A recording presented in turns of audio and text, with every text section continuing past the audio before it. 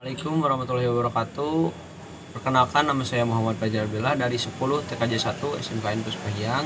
Di sini saya akan membacakan teks proklamasi dan menjelaskan arti sebuah proklamasi. Kami, bangsa Indonesia, dengan ini menyatakan kemerdekaan Indonesia. Hal-hal yang mengenai pemindahan kekuasaan dan lain-lain diselenggarakan dengan cara seksama dan dalam tempo yang sesingkat-singkatnya. Jakarta, 17 Agustus 1945, atas nama bangsa Indonesia, Soekarno-Hatta. Sejarah singkat proklamasi kemerdekaan Indonesia. Sejarah proklamasi kemerdekaan Republik Indonesia bisa dikatakan cukup panjang.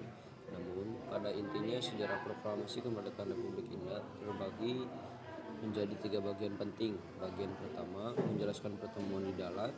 Bagian kedua menjelaskan pertemuan Soekarno-Hatta dengan Jenderal Mayor Nishimura dan Laksamana Muda Maeda. Dan bagian ketiga peristiwa Rengas Dengklok.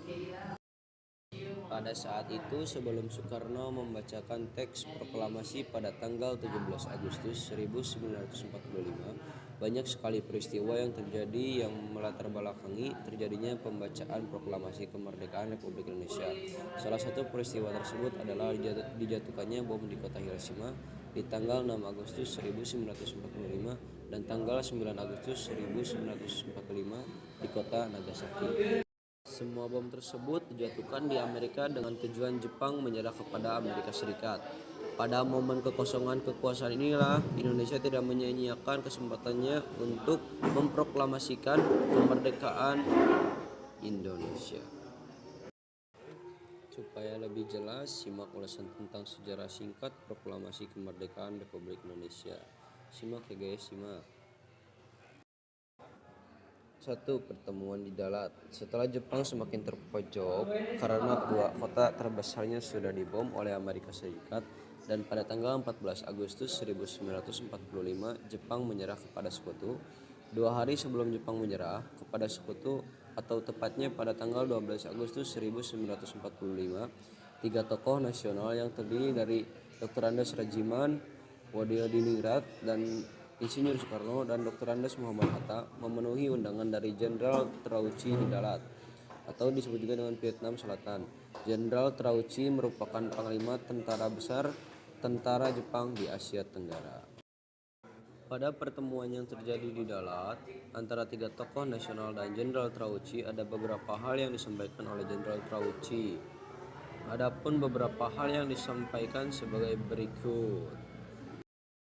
Yang ke-1 yaitu pemerintah Jepang memutuskan untuk memberikan kemerdekaan bagi bangsa Indonesia. Yang kedua, untuk melaksanakan kemerdekaan maka dibentuk Panitia Persatuan Kemerdekaan Indonesia disebut PPKI.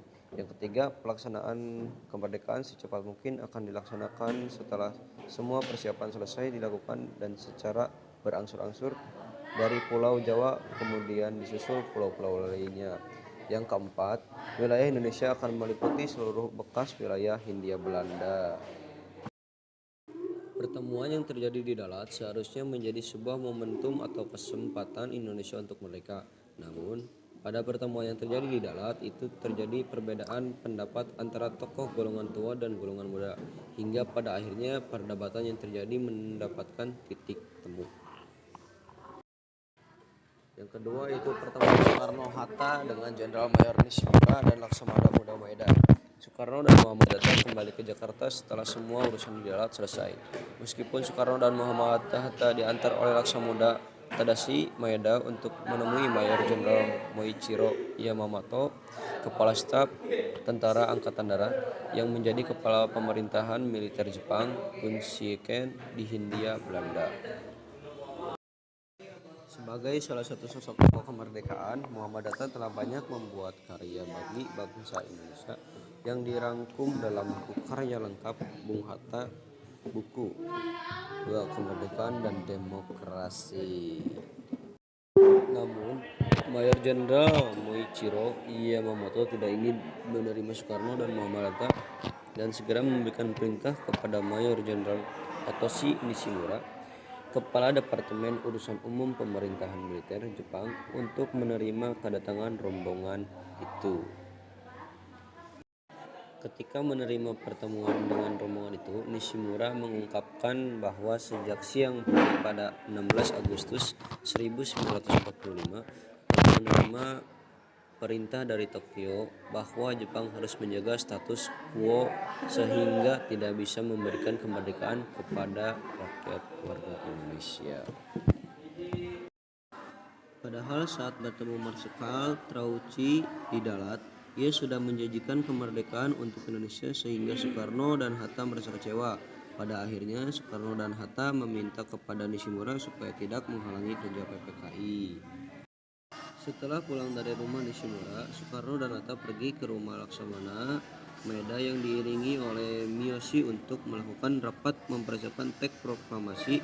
Menyusun teks proklamasi dilakukan oleh Soekarno, Muhammad Hatta, Ahmad Subarjo, serta disaksikan oleh Soekarni, Diah Sudiro, Mbah, dan Sayuti Meli. Pada saat merancang teks proklamasi, tiba-tiba Shigetada Nishima seolah-olah mencampuri penyusunan teks proklamasi dengan memberikan saran agar pemindahan kekuasaan itu hanya berarti kekuasaan administratif. Berkaitan dengan pendapat Nishima, Soekarno, Muhammad Hatta, Ahmad Subarjo, dan Diah Sukarni Sudiro, dan Sayuti Malik, mereka semua tidak setuju dengan pendapat Nishima, tetapi di beberapa kalangan pendapat Nishima masih diagungkan. Setelah semua konsep telah disepakati, maka Sayuti Malik menyalin teks dan mengetik naskah di mesin ketik milik Mayor Dr. Andes Herman Kandeler yang diambil dari kantor perwakilan Al-Jerman. Pada awalnya, pembacaan proklamasi akan dilaksanakan di lapangan Ikada, tetapi karena alasan keamanan, kemudian pelaksanaan pembacaan proklamasi dipindahkan ke kediaman Presiden Soekarno di Jalan Pegangsaan Timur nomor 56. Sekian pembacaan proklamasi dan arti sebuah proklamasi dari saya. Mohon maaf bila ada kesalahan. Wassalamualaikum warahmatullahi wabarakatuh.